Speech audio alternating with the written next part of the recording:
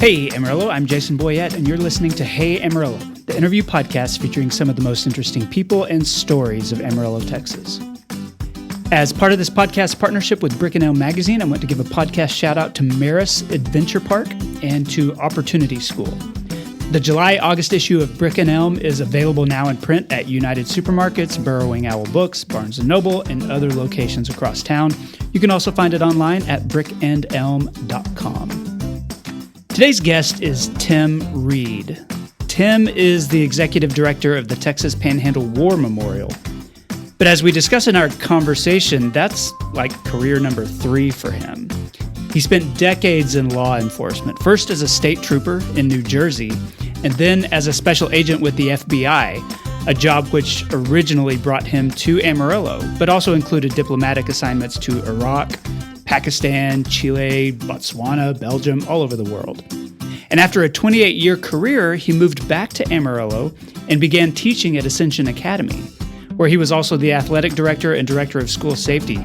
In 2022, he ran in the Republican primary to replace retiring State Senator Kel Seliger, a primary he ultimately lost to Kevin Sparks.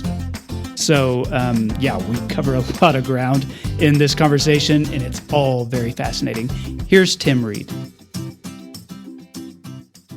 Tim Reid, welcome to the Hey Amarillo podcast. Thanks for being here. Thanks for having me, Jason. Yeah, absolutely. It's an honor to have you. I know we've known each other for a little bit. We did a feature about the War Memorial in Brick & Elm, and I met you then. I want to start with you the same way I start with all my guests and just ask what brought you to Amarillo? Like, how did you end up here in the Panhandle? Well, it wasn't something I chose. Okay. Technically. I had been transferred from the FBI Academy to Dallas. And being that I was a former police officer and having that police background, they preferred at the time sending former police officers to what they called their resident agencies. Okay. So those are the smaller offices outside the headquarters city. So Dallas, Amarillo was one of them, Lubbock, San Angelo, Wichita Falls, Abilene. Those are resident agencies. And most of them have from 3 to 4 or 5 agents. So I got called into my boss's office down in Dallas, and he said, "We've got an opening in Amarillo. It'll be an 18-month assignment. What do you think?" And I thought about it for about 5 minutes and said, anybody can live anywhere for 18 months. Sure. So how bad could it be? Yeah. So I took the transfer. I graduated in March of 86 from the FBI Academy.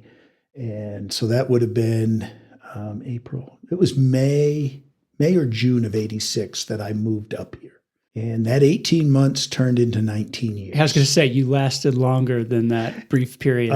Amarillo became home. Even though originally I was from New Jersey and just outside New York City, I never really liked the city life. I don't like those crowds, the traffic, the attitude that goes with it. And this was just more in the liking of my personality. I liked the work here. The 26 counties of the Texas Panhandle is what we handled. And so you were out doing all kinds of stuff because having 4 agents here, we had to handle the 500 and plus classifications that the FBI investigates. All right. So you could be doing bank robberies and a kidnapping, then all of a sudden you're asked on a national security deal. At the time, we did all the background investigations for government positions, Pantex and everything. Okay. So you got out to meet people around the Panhandle that you would have never met before. I was interviewed because my neighbor worked at Pantex, and they wanted to know if I thought he was an okay guy, stable and all those kinds of things. So the flavor was always different, and you didn't know what to expect on a given day. Okay. You may have had what you were planning to do, but that all changed. And so my experiences in that 19 years really were phenomenal, from working a few murders, which the FBI doesn't really handle unless it's on government property. Okay. And one of the first anthrax cases in the United States back in the 90s that led to what I did later on in my career when I got transferred. So it really gave me a broad aspect of things that the FBI does. Okay. Where were you when you served as a police officer? I was a New Jersey state trooper. Okay. Up in what was called Troop B, which is the north part of the state. And prior to that, for a year, I was a local police officer in the township of Little Falls. Okay. Tell me how you went from that form of public service into the FBI. Both of them are law enforcement, but very different kinds. So is that a common transition? Like, are there a lot of agents who come out of police work? There are a good number. The problem is most police officers don't have that college degree. Okay. And that's differential. Yeah, you have to have the college degree. We don't waive that. For good or bad, because there are a lot of good police officers that don't have a degree that you wish were agents. And then there are some that had degrees and you said, how'd you ever become an agent? Yeah. Right. And people may have said that about me. I don't know. So it's not a natural transition, but there is a natural transition to it. For me, how I came to that, it actually happened when I was 8 years old. I was adopted when I was 8. I grew up in foster care up until age 8, but I was adopted, and my adoptive father was an FBI agent. And when he showed me the badge of the FBI, I had never seen anything like that as an eight-year-old kid in foster care. And then he told me the clincher. It gets you into movies for free. And that's all you needed to hear. That's all I needed to hear. So I said, I'm going to be an agent. And I always make a joke about it that when I finally got the badge in the first theater I went to, I showed the badge and they said, still going to cost you $7. They said, what, are we under investigation? My dad's a liar. But that's what got me thinking about that as a career. And it was always something that I wanted to do. So when you look at setting goals for yourself, that was, as a young kid, especially coming from foster care, to have that goal. For the most part, it kept me on a pretty straight path. Because back when I came in, there was nothing in the background that they forgave. If you used illegal drugs one time, you were done. You ever had a run-in with the law enforcement, drunk driving charge, your application didn't go any further. Now we make exceptions for a number of things.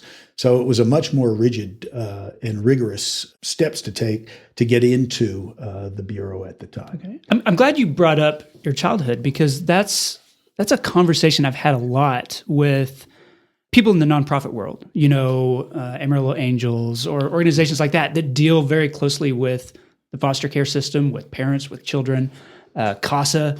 And the story about it is a very negative one. It's about how hard it is for children within that system to succeed, to climb out of the poverty or the trauma or whatever they've experienced. And there's a lot of people working to fix that, but there aren't a lot of great success stories. And to hear that you came out of that system, your foster family sent you on a path that ultimately impacted your career and has led to this life of public service, that's encouraging. Right. And is it something do you look back at it and think, man, I was lucky. I could have gone a really different way. Were you in on the precipice at any point? I was lucky in a couple ways. The last foster home I lived in, I think it was my 10th, the woman there really treated us like we were her children. And when going through the adoption process, she made sure that I was getting the best fit possible. So I lucked out in two ways, having a good foster mother and father, but then also great adoptive parents. Okay. And so I was lucky. The earlier years of that, probably not so lucky, bouncing around from foster home to foster home, sometimes orphanages. I never was at that point where there was a split in the road and I could go one way or the other. Okay. So I always, we at least had the grounding. There were 11 of us that were separated. Siblings? Siblings. Wow. Yeah. And the cause of it was my brother that's just 2 years older than me. One night he woke me up and I was only 2, he was 4. And we ran away from home. And we got picked up on Highway 10 in New Jersey. The people who picked us up took us to the police department, and the police department said, we've had enough with that family. And they went down and they removed all of the siblings. And then we were split up because no one's going to take 11 kids. Yeah. So we were split up in different foster families, and we went our separate ways. And I think I was 19 when we all got reunited. I was going to say, have you since been absolutely reunited? Yeah. So when I talk about my family, it's kind of like all lumped in. That's because I had two sisters through my adoption. So I just lump them in. I had 13 brothers and sisters. Wow. Yeah. That's so interesting.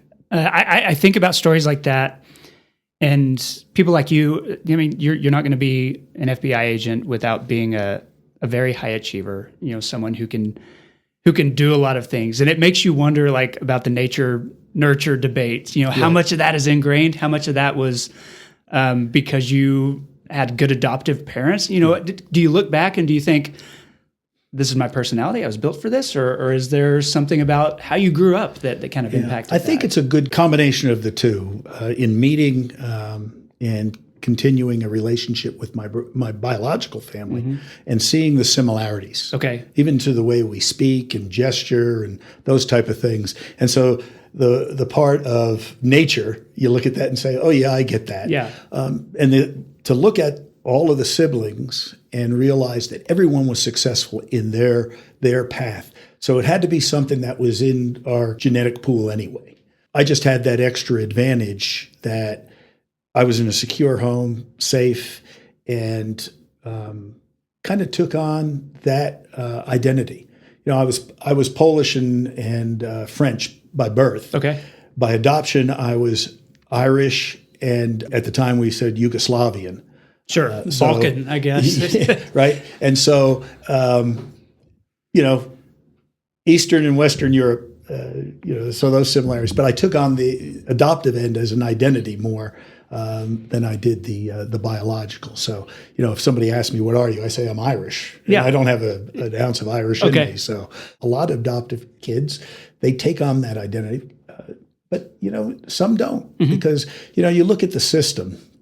I was the president of the Child Protective Service Board for 5 years. And then I was one of the co-founders of Amarillo Area Casa. And so in my background in the public service and wanting to give back to the foster system, right, there was always that drive, and still is. The kids that are in our foster care system today don't have as good a deal as I had because the numbers are bigger. The monies that are needed aren't necessarily there. And as I say to my friends, the right people aren't necessarily stepping forward to be foster parents. Okay. And it's nothing against those that step forward. Right. God bless the ones that step forward. But when you look at it myself, my kids are all grown. And I'm really set up to be a foster parent because we don't have any kids running around. Right. And you have the time for a foster child. And I really believe that's kind of the push that the system has to start taking when they're putting out for foster families. Churches need to be involved in that too, to say, what are we doing? We tend to let government be the answer for everything today, and that isn't always the best model. Right. Child Protective Services is broken right here in Texas. St. Francis took over. It's not any better. And so what is the next step? I know when I was running my campaign, one of the things that I said was the whole thing needs to be dismantled and rethought and rebuilt because we've got to come up with a better model. When you're sending the kids, Texas kids, to Michigan and California and New Jersey, and they're not here in Texas, well, one, how do they get to relate with possible siblings that they have or their biological parents? Because, under our system and the law, the first thing that you have to do is try to get those families back together. It's not always the best answer, right? And so how do you do that when the family's separated? We talk about separating kids at the border. We do that here in our own country, right. No matter what state it is. It really needs to be recreated and rethought. I have ideas, but they're not necessarily the answers. Everything gets put into our political spheres right now. The idea of sitting down and having a rational conversation and debate, no matter what the topic is, doesn't exist in our system today. Yeah. When I made the decision to run for the Texas Senate, my thought was, if not me, then who? Because I've got good ideas. And I know they're good ideas, but I need the opportunity to be able to sit down and talk with somebody that has similar ideas, but also hear the other side. And our politics today has gotten so divided. And one of the reasons, as I was thinking about coming over here, because I knew questions about the politics would come up, and one of the things that I've dissected out of this, that our politicians today, because it's become a profession, the negative side, they want to serve. Everybody has a good reason for doing it, for the most part, at the beginning. Our system tends to corrupt, I think, the way it's set up. And I think what we're seeing in our society now, especially here in the United States, both sides are at such odds with each other that the more calm voices and the ones that can come to a compromise. Compromise is not a good word anymore. Yeah, in politics. It's seen as a negative thing at this point. And so, you look back and you look at Orrin Hatch and Ted Kennedy, and everybody said, how do those two ever get along? But they would sit down and they would talk and dissect things, and we can do this if you'll do that. There was a trade-off, knowing that neither was getting everything they wanted. They were giving some things up, but it's what they could do to govern the best for the people. The former Speaker of the House for Texas, Pete Laney, from Hale Center, he used to say at the beginning of the day, remember, whether you're Democrats or Republicans, that ends right now as we go into debate. What you have to do is govern what's best for all of the people in Texas. We don't have those type of people. That seems so quaint right now. It does. But yet, I remember how well respected he was and how much he got done. Right. And so it's one side or the other. And it's never the answer in our form of government. Yeah, spoken like a true educator, which I know is also part of your resume. You mentioned the campaign. I want to talk a little bit about that. If people know you from that, they know that you ran to replace Kel Seliger in a campaign where ultimately you lost to Kevin Sparks, who is currently the state senator representing this region and Midland, Odessa. It's a huge region. Huge. And I know a big part of that conversation was, Amarillo people should vote for an Amarillo resident. We don't want somebody from Midland, Odessa, Permian region representing us in Austin. And that's sort of what it became was, the Amarillo guy versus the Midland guy. Right. I wonder what you learned in the process. I know it was unsuccessful, but what did that campaign sort of teach you about this area and what the people here are like, when it comes to what you would have done as a state senator? I had a lot of that in my background because of handling the 26 counties with the FBI, but also assisting our agents down in Lubbock and Abilene. So I got to see that area, and I knew it not well, and got to know it much better with the campaign. West Texas is a vast, diverse area. That's the one thing I can say that I fully understood after the campaign. Yeah. One, driving through all 45 counties and meeting with people in each of those counties and understanding the similarities, but the differences. That was probably the biggest thing from the campaign that I got. We are a diverse area. Yeah, West Texas is not a monolith by any means. And the sad thing is, when you look at the numbers, West Texas, we have one senator and 3 representatives from this area, and another 3. So a total of 6 representatives for almost half the geographic area of the state of Texas. Exactly. So all parts of Dallas-Fort Worth have the same number of representatives, right? As we have in this whole area. Makes sense, right? Because of population. But then you have to ask, how do our voices really get heard in Austin? And you have to have somebody who is respected in Austin, whether it's initially or they build that respect. John Smithy is a great example, and For Price.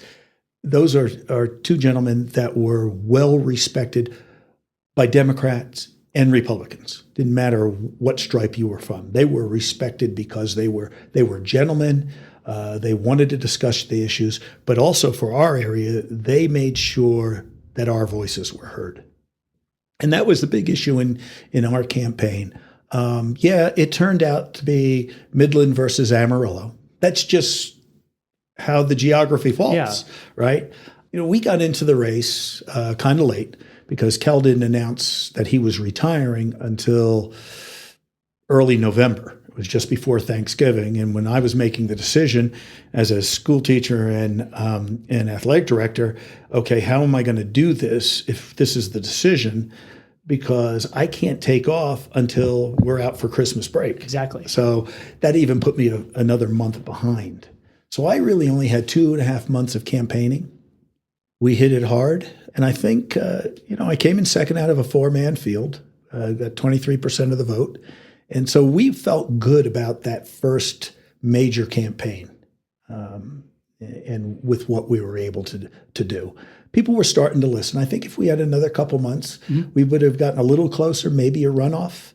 Don't know. In the interim, as we were doing this, Kevin and I, not that we're best friends, but we became good acquaintances. You spent a lot of time together. We spent a lot of time together. And as we said to each other, we could give each other's initial part of the talk and everything, and probably answer the questions, right?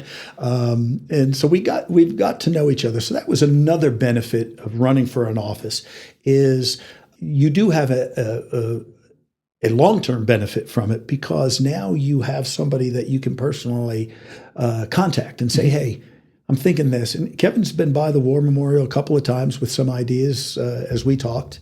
And so even for the loser, there's a winning side to it. Okay. And so, plus I got to know Kevin, great guy. His heart's in the right place. His spirit's in the right place.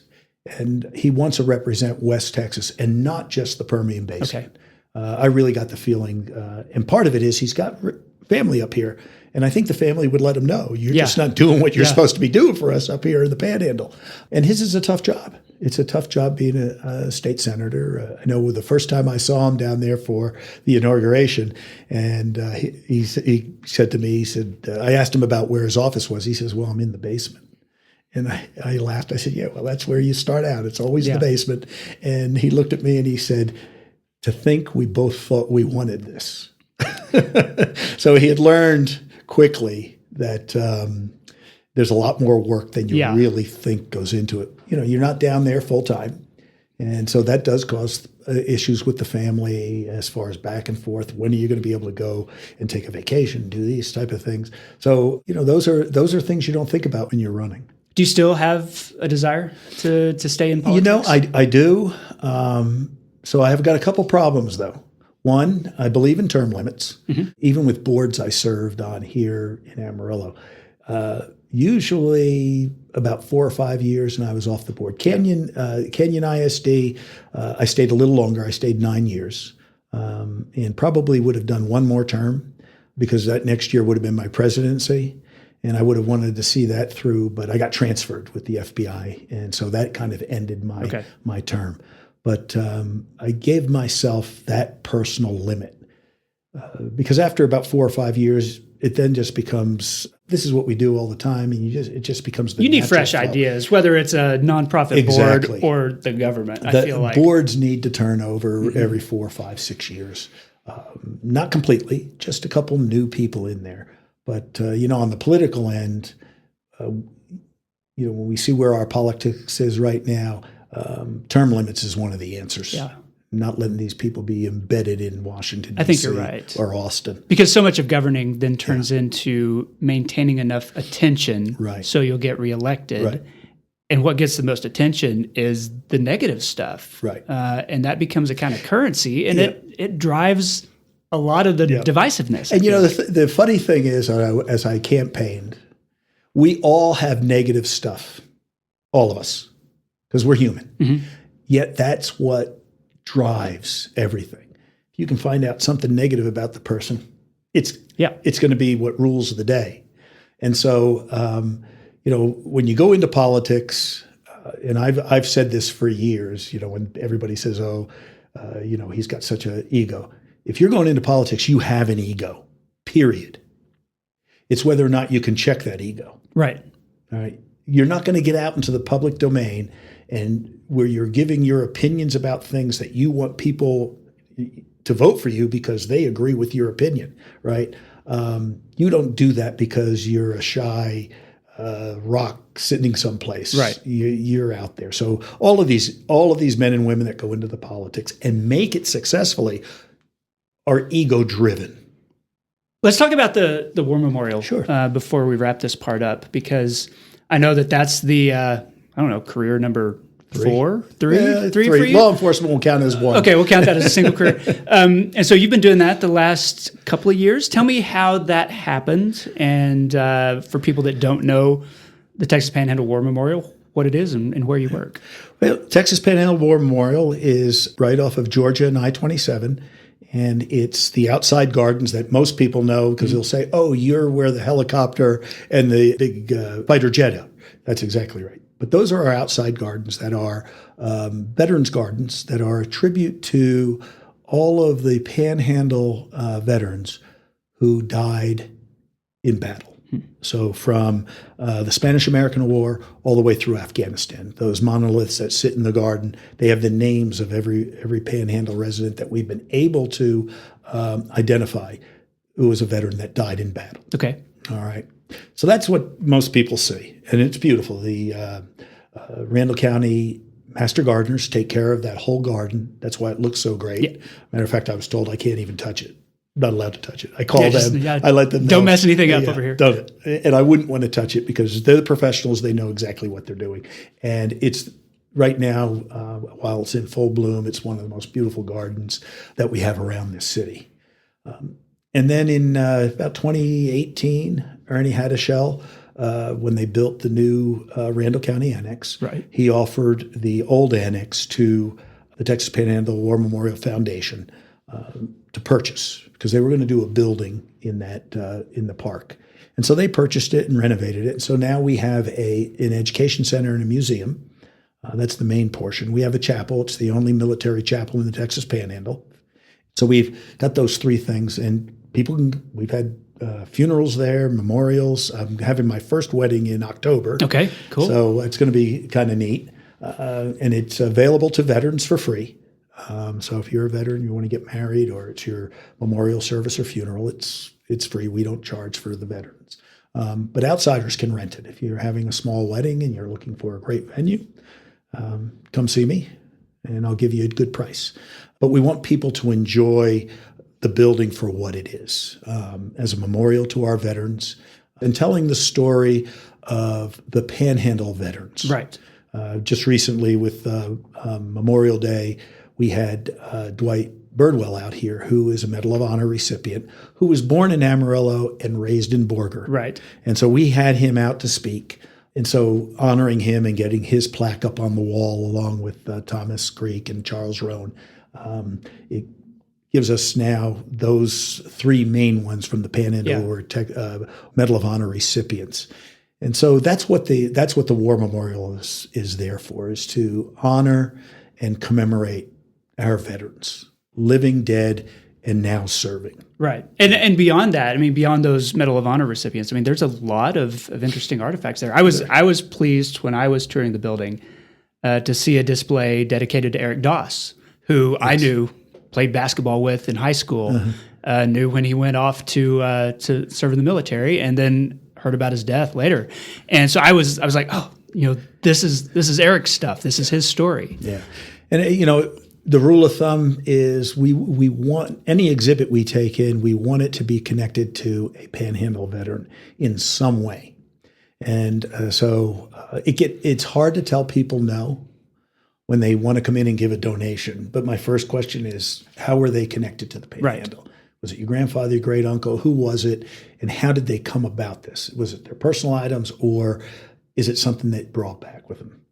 So we try to, because we want to tell the history of what our Panhandle veterans did in serving and their sacrifice and commitment, not only to the country, but to the Panhandle, because they represented us when they went out there. So it really is a unique place in the Panhandle, because we do commemorate all of the veterans. In our education center, we outline 11 of the wars that the United States has been in, from the Revolutionary War all the way through Afghanistan. And so it's unique in that way that we look at all the wars. Mm-hmm. A lot of museums are concentrating on one war or two wars. We want to cover all because we want students mainly to come in and really absorb something that's personal. So a lot of the exhibits that I've added are hands-on. It always drives me nuts when I go through a museum and they tell you can't touch. Yeah, I want to touch. Yeah. I want to feel it. Now I'm kind of the curator. And so, you're like, hey, kids, get your hands off that Jeep. Guess what? We can put you in that Jeep. And I always make a joke with some of the kids. If it's only a small group, I'll say, you know what? It says do not touch or you can't sit in here. So guess what? I'm the director. Yeah. I can do what I want. And I let them experience that. And, I think that's important for kids. The Huey outside, I'll let a few get up in there. I don't like to do big groups because then you get into some issues. But I really like to give them that experience. The USS Arizona, we've got the side of the Arizona, mm-hmm. one of the biggest pieces of the Arizona, but we also have the deck that's there. It's on its deck. And I'll open it up and let the kids stand on the deck of the Arizona because it hadn't been stood on in 81 years. Yeah. And so that's a kind of an experience that they have that when they go back into the history class or they're hearing somebody talk about, you know what, I stood on that. I did that. And I think that's important if we want them to come through. And so, on the downside at the memorial, what disappoints me is that our school systems don't take advantage of what's there when they're teaching. And I get it, but I taught in the classroom. You've got classroom time, and if you do come over there, it takes them out of the classroom for maybe 3 or 4 other classes. Mm-hmm. And so, and I get that, but it's such a personal thing. Because when you're speaking about war and what goes with it, it's one thing to hear it, but then another thing to experience. Like one of the things I'm going up with here soon is expanding our World War II exhibit, focusing on Germany, because I got these neat German relics in that somebody from the Panhandle brought back.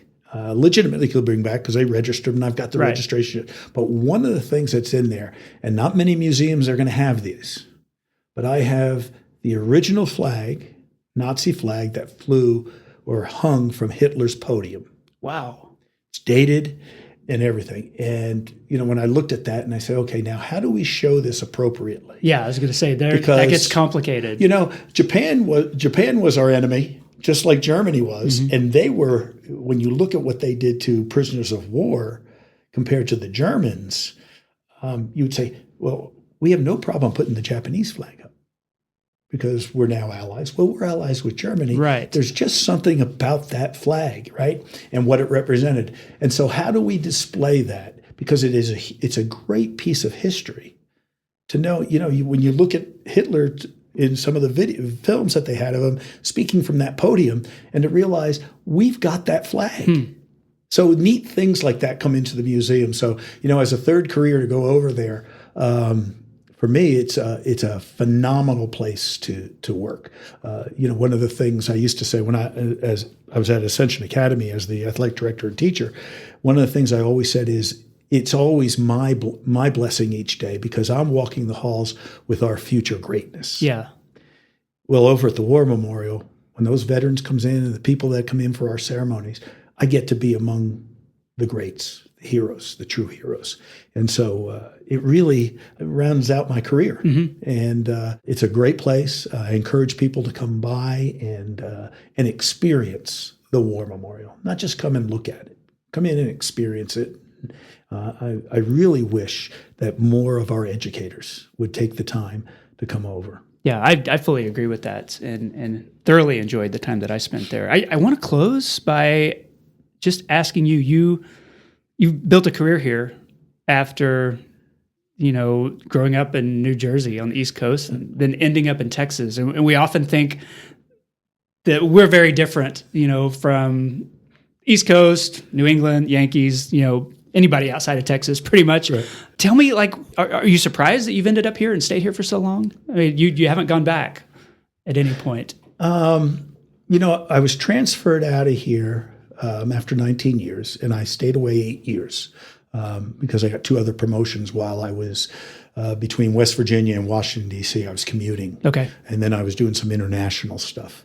And so, but when I retired, with the help of my oldest son, going on a job interview promotion for him as I drove with him, because at the time I had a 2-month unemployment window in my life.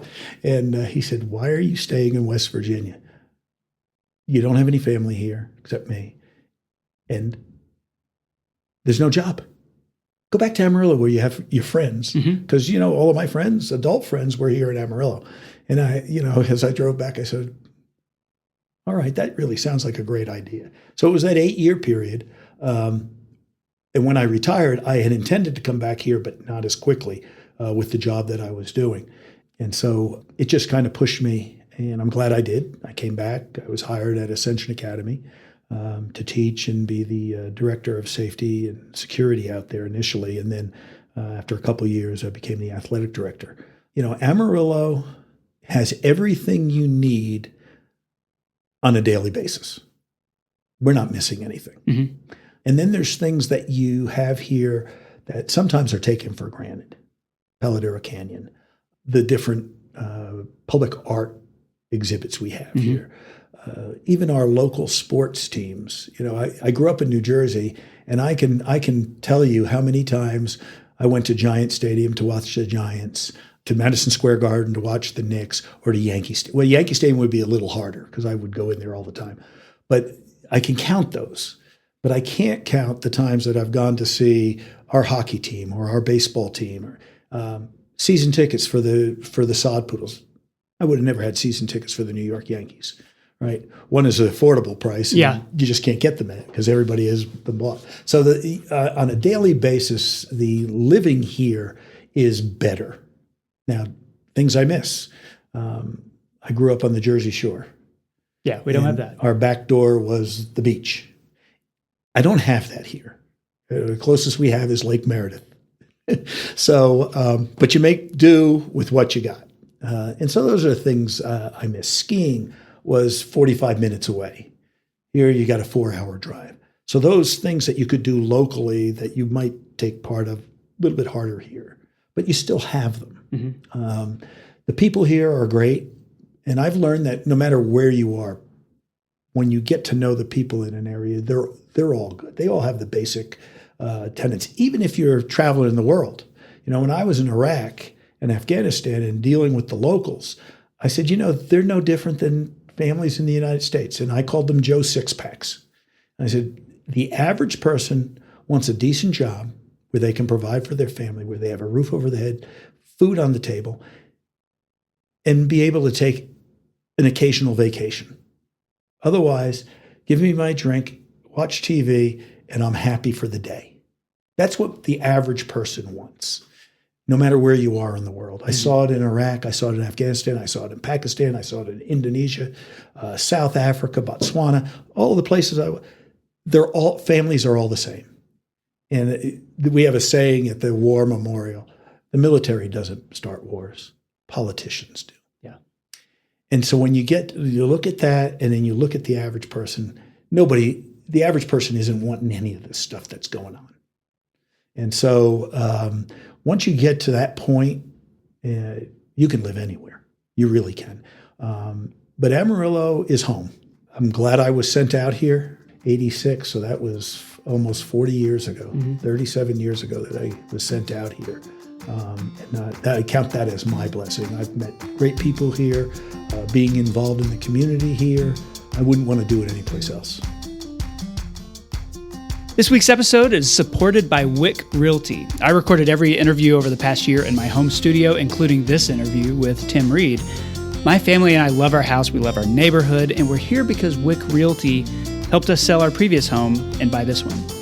Wieck is invested in seeing Amarillo flourish economically and socially for all groups of people. So if you're buying or selling, if you're building, if you're looking for investment property, if you're a first-time homeowner, talk to Katie Wieck or one of her outstanding agents. That's wickrealty.com, Wieck. Okay, back with Tim Reid. Tim, this is the part of the show I call 8 Straight. 8 Straight is sponsored every week by the Panhandle Plains Historical Museum and Canyon. It's the largest history museum in Texas, and its collection includes the family favorite exhibit, Pioneer Town. And I'm mentioning this because I know you know a lot about museum exhibits at this point. And Pioneer Town includes multiple buildings modeled after actual Panhandle businesses from around 1900. It's hands-on. It's everybody's favorite part of the museum. You can see that and learn more at panhandleplains.org. Okay, first question. When you think of Amarillo 10 years from now, what do you hope for? Well, Amarillo is, I had to look this up, but we're the 125th largest city in the United States. Okay. So we're no longer a small town. We're not. When I moved here, we had about 145,000 people. So we've almost, not quite doubled, but we're up to 203,000. Mm-hmm.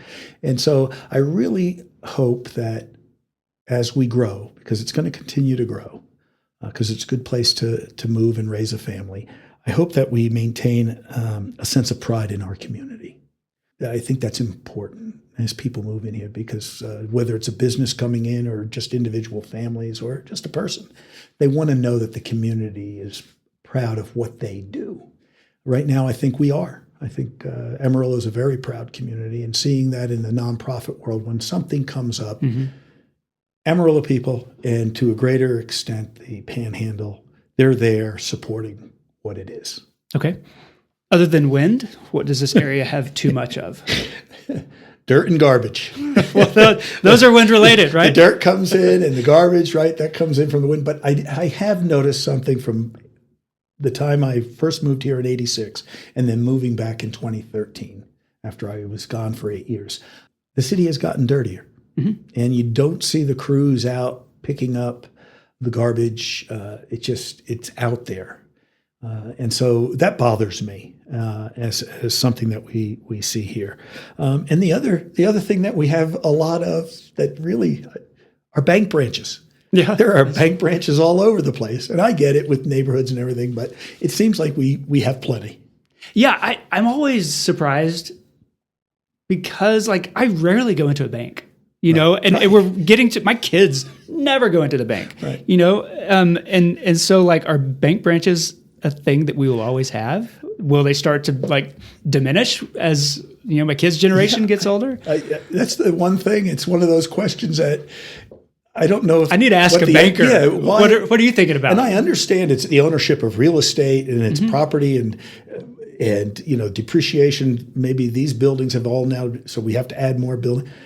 But it does just seem, now that we do so many things online banking, with the War Memorial, I go by and I make a deposit when checks come in or cash or whatever. So I have to go into the bank for those. How many branches do you need to do that? Yeah, I agree. What does this area not have enough of? Safe biking, roads and trails. I know when I first moved here, we would ride our bikes out on the access road of the Canyon E-Way. You can still do that at your own peril. Yeah. And so we don't have that. The other thing we don't have a community pool, which for a city our size, not to have that type of venue for our swimming programs. Right. And I know it's been tried. I was involved in a number of things trying to get that there up into, when I was athletic director at Ascension, we'll provide the land because we have 42 acres out there. Put it out, and just not being able to make it. And for our swim programs, and we have good swimmers in this area. I don't know how they do it. Dry swimming. I guess they're borrowing time at the Amarillo Town Club. It's crazy. Yeah, and not to have one. So that's one thing I'd love to see that we just don't have enough of. Full agree with that one. What's your favorite local neighborhood? Well, I got to be a little prejudiced. We all have them, right? So I live in the Greenways, and I really think that's a great neighborhood. But on the, I guess, historical end of Amarillo, there is something about the North Heights neighborhood that attracts me. I've found it interesting and drawing since I moved here. Yeah. And part of it is the topography. I mean, it's the prettiest part of Amarillo is the north end It of this. literally is a hill town. overlooking the city. It is. And, the history of how that became the North Heights and Bonus Hooks, that history end of it really is something that intrigues me. To think back at his time, that he had to go and ask the city fathers if he could, and they allowed it. But it really is an amazing neighborhood when you get up there and into it, and some of the things, and there's little niches, just like every neighborhood, there are little niches in there that this is just beautiful. Yeah. And so that really is, other than the neighborhood I live in, that's probably the number one. Okay. Yeah, I'm glad you brought that up. Some of my favorite things I've written about Amarillo have been about North Heights and the people who live there and that story. Yep. So what's your favorite local restaurant or food truck? Well, and this one I've got, Tio Bros as a food truck. I've developed a relationship with him. Matter of fact, his truck is usually at the War Memorial. Okay. And in that relationship, but his food is just good. Yeah. And so I'd have to say as the food truck. And as far as my favorite place to go, it's Fire Slice Pizza. All right. Yep. Fire Slice is sometimes surprises me. They always rank really high on TripAdvisor. Like they're always the top Amarillo restaurant. And it's so hard to find if you don't know that it's there. I'm just like, how are they doing that? I mean, and that may be the part of the allure to it is it's one of those things, it's just hidden away. Yeah. Yeah. I met a couple of young ladies yesterday going into Ace Hardware. They were doing a fundraiser for anti-bullying, suicide, and that type of thing. And I got speaking with them. They were out of Dallas. Do you have any good places to eat? So I mentioned that, a couple others, and I said, really, if you're looking for a good hamburger, Coyote Bluff. You got to go out to Coyote Bluff. And I kind of explained what it looked like, and they said, that's probably where we're going to go because it's a hole in the wall. And those are the type of places I like. Not that Fire Slice is a hole wall, but it's hard to find. Right. Yeah. It's a hidden gem. When somebody tells you that it's in that alleyway, you go, no, why? What's the most underrated aspect of living in Amarillo? I think it's its history. I don't think we appreciate what it took to develop Amarillo. We see it where it is. We know the family names, at least some people do, but the history that goes behind those names. Those were not all wealthy people when they came out here. They were adventurous. They were looking for a place to come. The land that came with it was a driver, but who wouldn't go if somebody said, you got free land here, right? You're going to go. But they were willing to take that chance and come out here because, I know the first time I drove up here from Dallas, just before my transfer, looking for a house, and I said, now who would settle here? It's no water, right? That's visible. It's windy and dusty and the pollens. I never had allergies till I came here.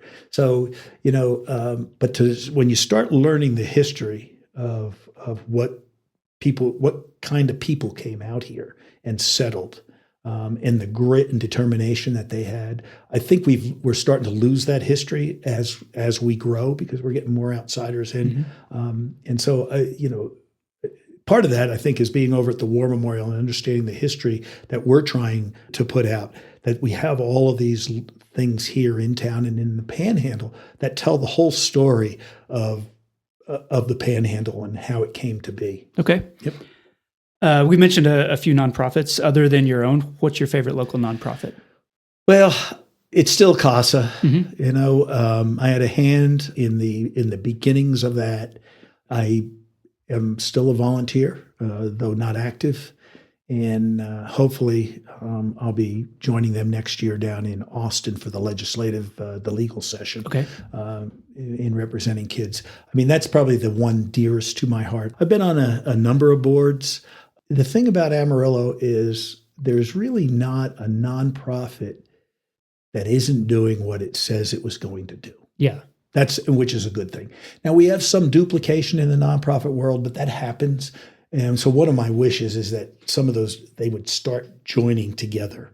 And even if it means one loses its complete identity or rolls into one, I just think that would be a better approach in the fundraising world.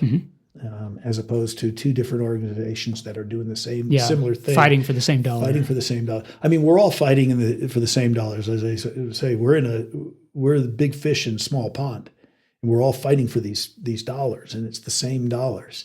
Panhandle people are pretty impressive, though, when it comes to the nonprofit world, as to the monies that they're willing to give to see those be successful, whether it's the homeless or children, adult issues, or veterans. Mm-hmm. We tend to survive on the good nature of the people here in the Panhandle. Okay. And last question. I know you mentioned this already. When was the last time you visited Paladura Canyon? Well, it's been a while, and not because I want it. Matter of fact, the last time I was there, I saw a herd of urdads, mm-hmm. a whole herd. Normally you see one or two. It was a whole herd. And I was with my brother. We were hiking. This was over a year ago. And the reason for that is a little bit over a year ago, I had a traumatic leg injuries. Rounding third base, I tore my right hamstring and I tore the left quadricep right off the bone. Wow. So I had to go into surgery and I was laid up for about 8 weeks. How fast were you running? Well, actually pretty fast. And so even at my old age, being laid up and on a walker after that, my legs are just coming around. A year later, I'm finally running. You know, I used to keep about a 7:30, 8-minute pace at my age. Now, this morning I went out for a 2-mile run at 11:45. Yeah, no shame in that. You're still doing it. I'm just learning how to walk and run again. And so I'll be down. I'm not ready for the hiking trails. Mm-hmm. My legs aren't that steady yet, but eventually I'll be down there. But it was a year ago, and it was one of the most amazing hikes, only because we saw that whole herd of urdads. All right. Yeah. Well, that concludes the 8 straight questions. I like to close by asking my guests to endorse something. So what's one thing you would like listeners to know about or to experience? Well, we've already spoken about it. I have to endorse the War Memorial, Texas Panhandle War Memorial. It's a phenomenal place, not only to experience history, but to understand commitment and sacrifice and patriotism that our men and women have undertaken that represented the Panhandle. And so I just invite people to come out and experience what I've experienced in the last 2 years being the director. Okay. I agree with that. Tim Reid, thank you so much for being on the podcast. I appreciate it. Thanks, Jason. I appreciate it. And that concludes the episode. I want to say thanks to Tim for the interview. Of course, you can learn more about the Texas Panhandle War Memorial at texaspanhandlewarmemorial.com. Thanks also to Wieck Realty and Panhandle Plains Historical Museum for supporting this podcast, and as always to Angelina Marie for editing the show. And thank you for listening. I appreciate it. I love my listeners who review the show on Apple Podcasts or wherever you listen. I love those that tell their friends about it, that share it on Facebook, that support it financially through patreon.com/HeyAmarillo. Hey Amarillo's executive producers include Jason Burr, Katie Linger, Patrick Burns, Wes Reeves, Corey Burns, Josh Wood, Barbara and Jim Witten, and Cindy Graham. This has been episode 362. My name is Jason Boyett, and I'll see you next week.